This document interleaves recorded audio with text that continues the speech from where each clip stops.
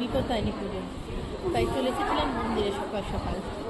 আর বিপত্তারিণী দুর্গা মায়েরই রূপ, সকলের মঙ্গল কামনায়, স্বামী সন্তান সকলের মঙ্গল কামনায় যাতে মা রক্ষা করে, তাই পুজো করি।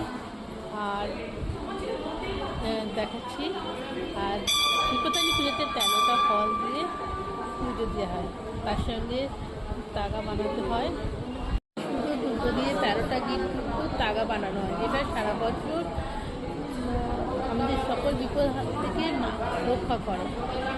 আর দুপুরের নিমজানা 13টা লুচি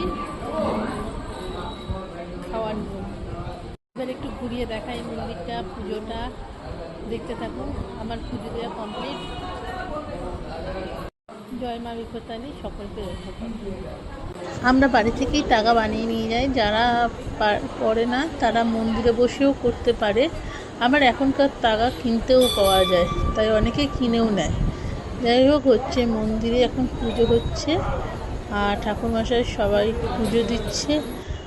দিয়ে এদিকে ওপরে মা জগত্তারিণীর কাছে অঞ্জলি হচ্ছে, কথা পাঠ হচ্ছে, হাতে সবাই তাগা বেঁধে নিচ্ছে। আমারও কমপ্লিট হয়ে গেছে। অনেকে ভিড় হয়, অনেকে শনিবার করে প্রথম দিন, কেউ যদি না পারে তখন মঙ্গলবার করে। এদিকে মহাদেবের ঘরের সামনে চলে এলাম, একটু মহাদেবেরও ছবি তুলে নিলাম। নিয়ে এবার যেহেতু বৃষ্টি পড়ছিল, একটু ফাঁকা ফাঁকাই আছে, তাই মাকে খুব সুন্দরভাবে সাজিয়েছে। আজকে পুরো লাল জবার মালা দিয়ে চোখ ফেরানোই যাচ্ছে না, প্রচণ্ড ভিড় হয়েছিল আস্তে আস্তে। তাই পুজো, তাই মন্দিরে এসেছি পুজো দিতে। দেখাচ্ছি কীরকম ভিড় হয়েছে মন্দিরে। এই বিপত্তারিণী হচ্ছে দুর্গা মায়ের ব্রত, আর এটা সোজা রথ থেকে উল্টো রথের মধ্যে শনিবার মঙ্গলবার দুদিনে একদিন করা যায়।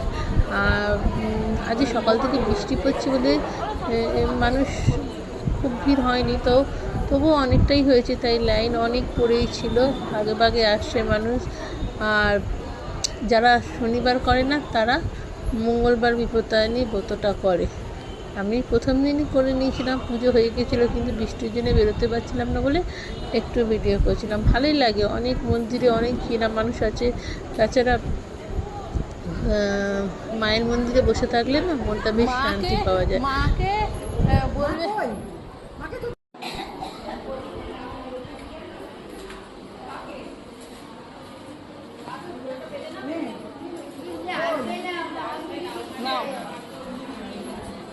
পুজো দেওয়া হয়েছে।